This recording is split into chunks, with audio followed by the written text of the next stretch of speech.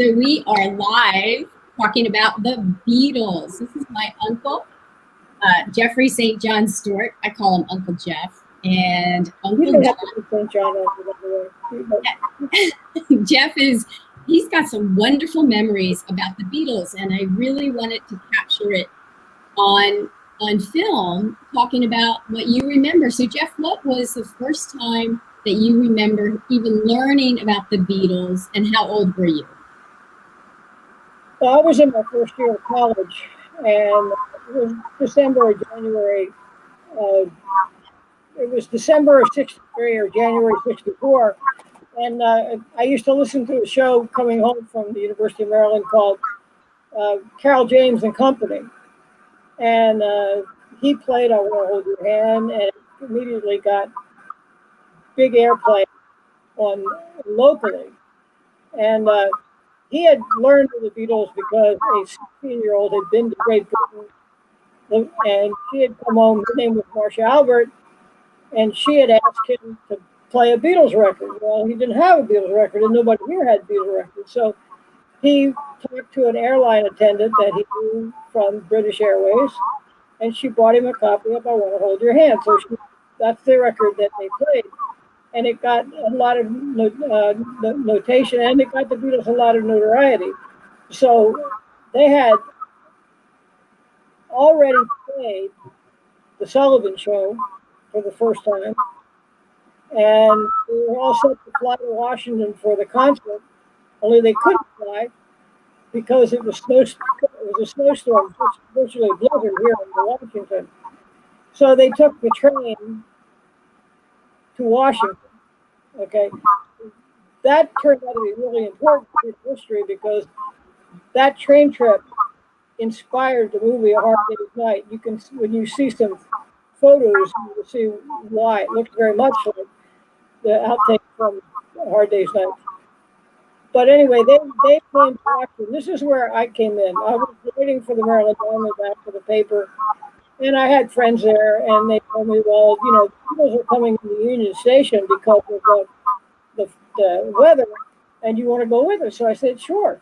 And so we went down to the Union Station, and it was crowded. People knew who the Beatles were. They were big. They were not the Beatles yet. I mean, Beatlemania.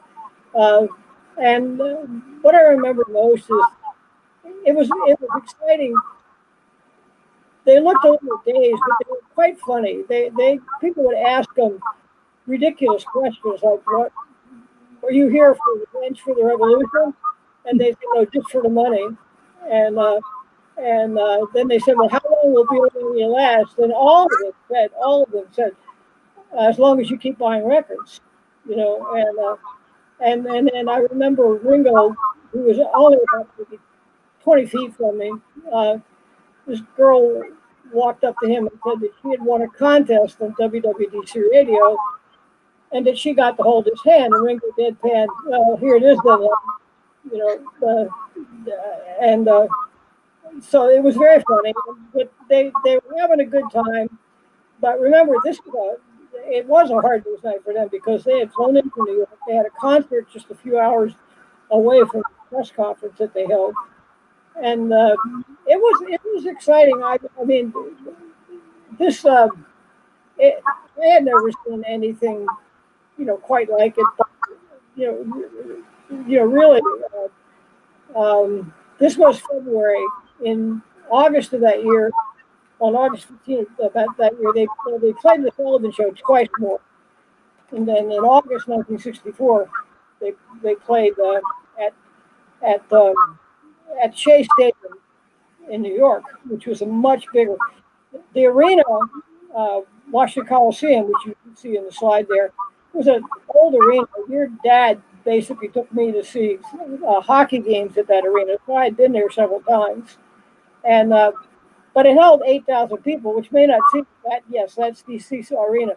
It held 8,000 people, but the Beatles had never played live, even at the Sullivan Show. Never played live before more than 2,000 people. So it was a big thing. But they met Marcia. I did not go to the concert herself because tickets were sold out. But I heard from my friends and stuff that you couldn't hear anything anyway. The people were screaming and they were throwing jelly beans at the Beatles, which was a cool idea because they did that in London, but they, the jelly beans here are hard. Jelly? Did you say jelly beans? Jelly beans, yes. They threw them at the Beatles because this is something they did in London, at concerts. But they're soft they're soft in England. They're hard here. So it was a bit, you can see some photos if you see. That concert, by the way, is available on digital. It was the first Beatle concert in America. It's amazing how much history that was related to the Beatles that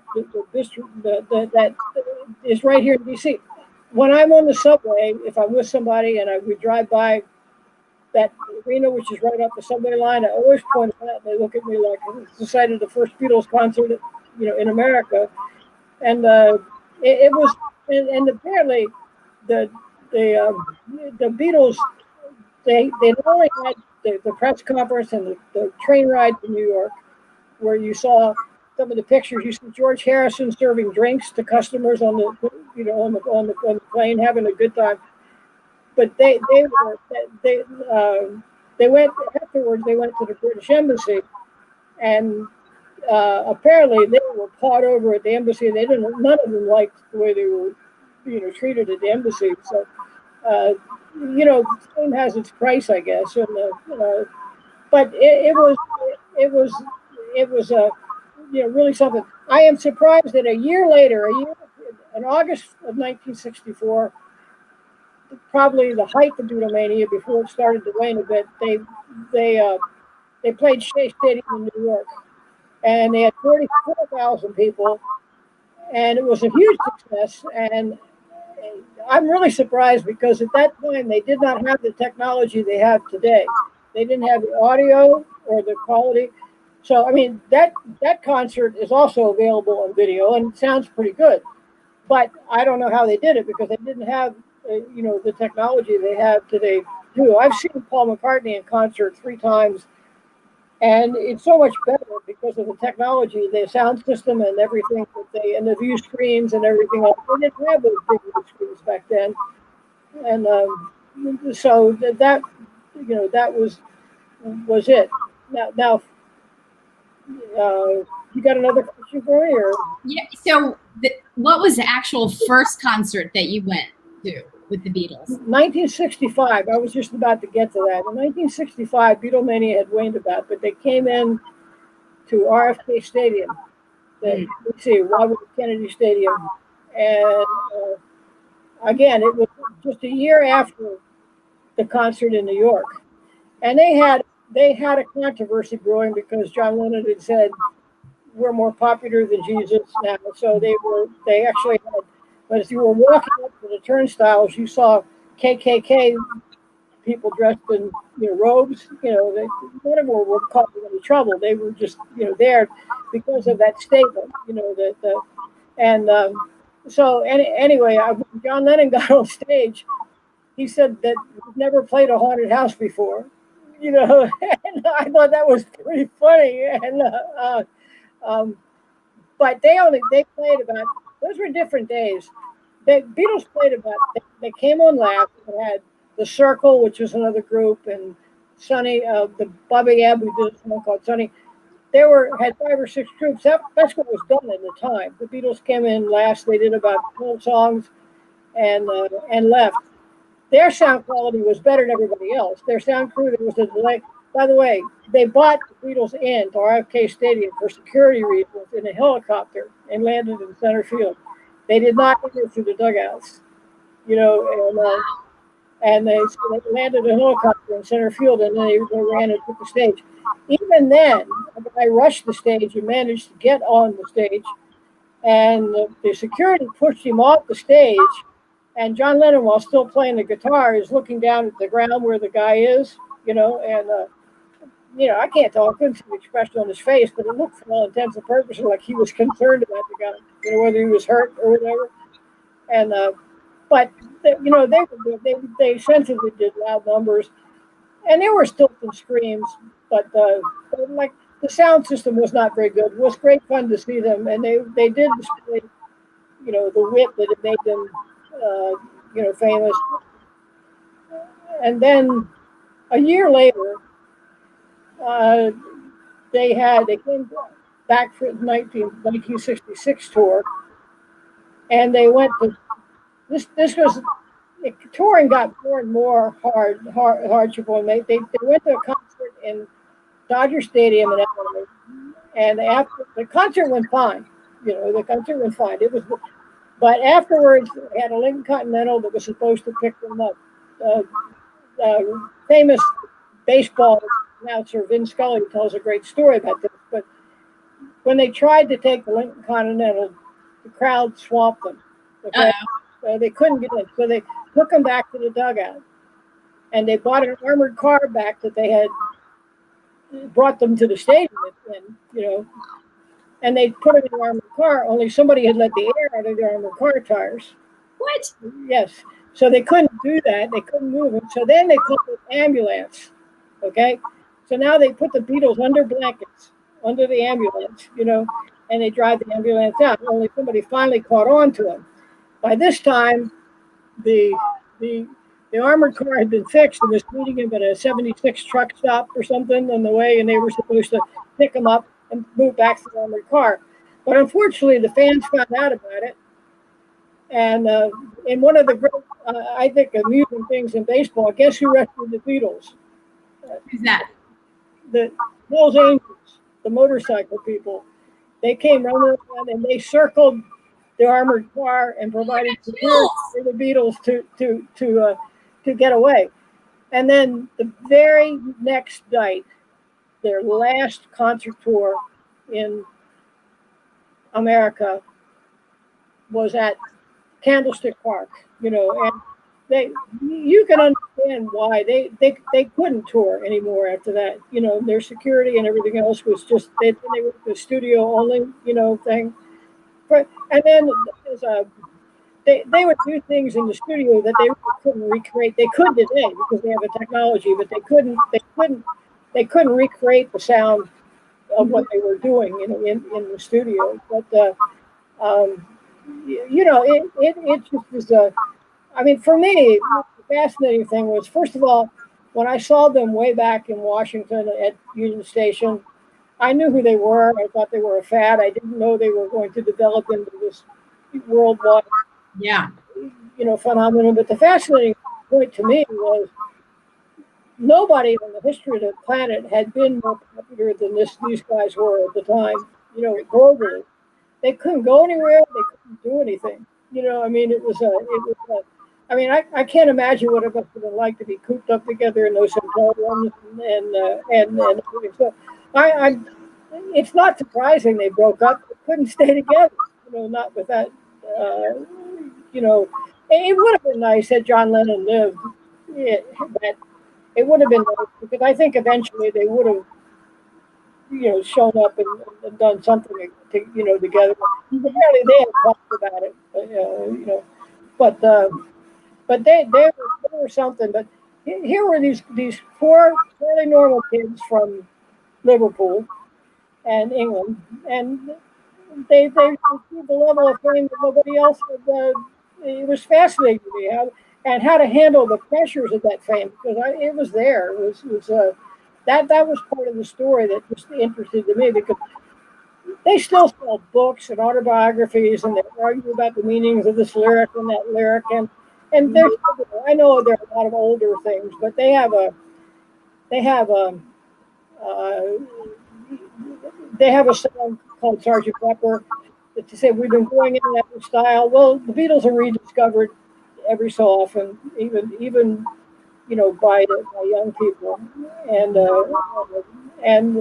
I remember they always were doing Beatlesque things like John Belushi. He was on Saturday Night Live. The Beatles had broken up circa 1970, and he came on after the show and he said the Beatles are more than a music group. They're part of our history. They're part of our memories. And NBC was giving me the authority to offer the Beatles $3,000 to appear live, on Saturday Night Live. And of course, this is absurd. But the very next week, George Harrison showed up to claim the $3,000, and Belushi explained to him that it was all four Beatles or nothing. And then fast forward a little bit, when the Beatles were inducted into the Hall of Fame, there were only two of them there. John was dead, and there was controversy, so Paul stayed away. So it was George and Ringo. And when George Harrison took the stage, he said, "It's wonderful to be here. It's really a thrill." And I'm in the other room on the computer listening to this on the TV, and I'm thinking, what a Beatlesque thing to say. That's cool. I mean, Yes. that was just the perfect thing, to say. And I remember like when Ringo was on Saturday Night Live, and he comes out, and the first thing out of his mouth is, "I'm a legend," So they were very funny, and I really enjoyed them. But I don't think you can't. There'll be other groups that are more popular, and you can like other groups, but I don't think you can compare them. Not that the Beatles were necessarily better musically, but in terms of the popularity they achieved, and then everything. I don't think that's not common to other groups. It's just and the interesting thing to me about all was that they wanted to see him in Japan. They yelled and screamed for him in Japan. They yelled and screamed for him in Rio de Janeiro, in Brazil, and in Germany. So just what it was that made him so popular. I don't know. I personally think that the themes of their music, loneliness and heartache and a whole bunch of other things, are very common feelings that people have, but whatever it is, they spoke a language that other people uh, related to all over the planet. Even in Russia, they had bootleg albums, and so I mean, and they were very creative in the studio. They really did pioneer music in a lot of different ways. They weren't just rock and roll, but they were rock and roll. And I know I used to have arguments with my friends about the Stones, Beatles, the Rolling Stones, and I would say the Stones are great. I love to see them, but you can't compare the two because they didn't have to go through what the Beatles, went through.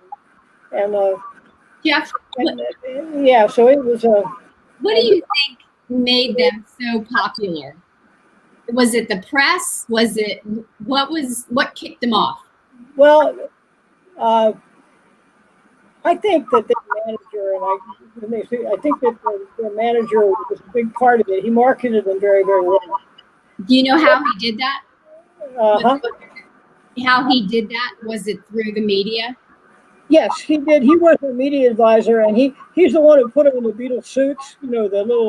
The things conventional things that you saw with the button-down things. He's the one who did that, and he told them they couldn't come to America until they had a #1 hit. And the rest of it. And some people think that it was I don't know. George Martin was their musical producer. You've heard of him or whatever, but he tells a story which I think is very fascinating. But he said he sat down with the Beatles and he thought they were okay, but it wasn't his thing. And he goes, look, if we're going to work together, you have to be very honest with me. You have to tell me what you don't like, and you have to tell me. You just have to be very frank with me. And so immediately George Harrison says, "I don't like your tie," and and so he knew right there. He had a great influence. They'd run something by him, and if he didn't like it, they would redo it. And so some people think it was him. I personally think that it was a combination of things, but I think they all had successful solo careers after that. All of them did. So so I think if you can see, they were very creative, people, and their songwriting was right before that. you were a group, you recorded a song, but the song wasn't written by you. It was written by other people in Madison Avenue or whatever, and you had an orchestral arrangement. The idea of something, Buddy Holly did it, and Elvis did it, but we had gotten away from that. We got it into a lot of folk music. In fact, the only original stuff being done in rock was being done in Motown. And rock and roll was never going to die because you can't dance to folk music. It was an interesting story, and it's still I remember buying my two nieces, Elizabeth and Kate, Beatle records. I Want to Hold Your Hand, She Loves You, way back to 45s. And I remember that, and they loved them. We thought it was just, just great. And so it was, they were definitely, different. And I thought it was a great story. And it must have been, because I don't think there's another group on the planet that have had more books written about them, not only as a group, but individually. I mean, their biographies of George Harrison, their biographies of Lennon, their biographies of Paul. I don't think anybody's done a biography of Ringo yet. I could mention that to him, but you actually got to see all four of them. I mean, I don't know anybody that's ever met the Beatles. That's cool. Yeah. But they, why did they break up? Because they had to break up. I mean, they couldn't continue, like that. Okay, here's the big thing to me. Before the Beatles, you would buy an album and there may be two cuts of the whole album that you liked. Two songs on the album.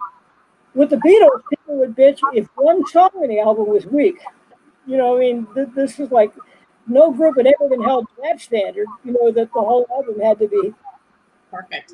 Yeah, had to be hits. So they raised the bar, and so that was that. Anyway, I can't capture the magic. Trust me, it was there. And if you look, there's a couple of films if you really you want to see it. I suggest there's a film. There's the concert film of the concert at Shea, which is very good. There's also a film called 8 Days a Week by Ron Howard, who played Opie on Sesame Street. He just covered Beatlemania, from the beginning to the end, and the films and all. But wrapping this up and going back to the beginning, I don't know whether I said this before, but they looked a little dazed to me. They were having fun with it, but they were in a. It was all surreal to them, But what a busy day that is. Getting up, having the CBS executives and everything, taking the train to New York and taking the time to do that, then holding a press conference and fighting through the crowds there, and then having to play a concert that night, and then they have to go to the British Embassy, afterwards. Well, they were, and that was that was something. And I remember my nephew Bill Colliver. I had gone to bed for the evening when the phone rang, and it was him telling me that John Lennon had been shot, in New York, and it was just like, it wasn't so much the phone call as that he felt the urge to, to tell me about it. And so I turned on the news and listened to that for a while. So and again, that was the price of fame, because that guy thought he was a fan, and it's crazy. And even when he said we're more popular than Jesus now, he didn't think that was a good thing. He was just stating, he certainly didn't want people to worship him, and in fact, he said one time, if someone teaches you to swim, this is John Lennon, enjoy the swimming, but don't worship the teacher, so it was a, but at any rate, if you want to see, about the only thing that you can do now to capture any, it's fun to see Ringo, but the guy who was the lead singer for the Beatles was Paul McCartney, and his concerts are great. He's got a great band with him. So if you want to experience any of that before he dies, I suggest you try to catch him on one of his tour dates because he's a pretty neat entertainer. He's been around. You know, So Jeff, when you were at the University of Maryland, you were a journalist for the Diamondback, but you were a math major, right? I wrote for the Diamondback, but what? You were a journalist for the Diamondback, didn't you? I was a journalist for the Diamondback, and that's what gave me the opportunity to go down there. Although I did not write the story, I would have loved to have written the story because, I mean, the picture in front of the Diamondback where the Beatles arrive, oh, have they? You know, and they were. What is really weird about that is it's hard to believe that it was about 20 feet away from the star, and it didn't seem abnormal at all. It wouldn't now because they were big, and Beatlemania had started, but it hadn't reached the levels that that it was about to, and so I don't know. That's basically my my story. Jeff, what are your top 3 favorite Beatles songs and why? Well, okay. It keeps changing, okay? Okay. I like a song they did called Paperback Writer. Yep. You know, I like that a lot. And I think, so let's go back a little bit. I've reconsidered While My Guitar Gently Weeps by George Harrison is a very good one. And there are others. Day Trip is another one that is good. If you're looking on post Beatles, because I happen to think that Paul McCartney's "Maybe I'm Amazed" was a better song than he ever even did with the Beatles. You know, I love that song, so it's pretty good. But I mean, obviously, you can go to Yesterday and George Harrison. I should go back. Actually, I think Something, in my own opinion, was a better song than Yesterday, but it was George's, not the lead voice. But even McCartney has alluded to that too. You know, what a beautiful song, Something was with the lyrics so you go back to when they started, there was like a wall of sound. She loves your way, or No, it still sends chills. yeah. Well, I think they grabbed me with the first lyric. I mean, it's got a hook. Well, I tell you something. Yeah. I think you'll understand. I mean, right away I was hooked. And so they definitely had a hook. But it was pretty amazing, and their body of work is still going to be around. People are going to look at it, for a while. I mean, people are still looking at Frank Sinatra and other things that are way back, and I don't. There have been other groups that I've liked, or other groups that I've liked prior, but that was definitely an interesting story. I'm glad to live through that era. It was a lot of fun. It was a lot of pressure for us. A lot of pressure on them. It was a lot of fun for us, to see. I've been trying to connect with you for years so you can tell the story about meeting the Beatles and you've had oh, hey Smokey. What do you remember about the Beatles, huh? You sound like one. It was perfect. Oh my God. Okay. So Jeff, we just want to thank you. You had a huge influence on all of us with music, and first time I ever heard the Beatles was with you. Well, thank you. You can see the Beatles albums behind me here on the I do. All right. Well, we'll see you soon. Okay, thank you.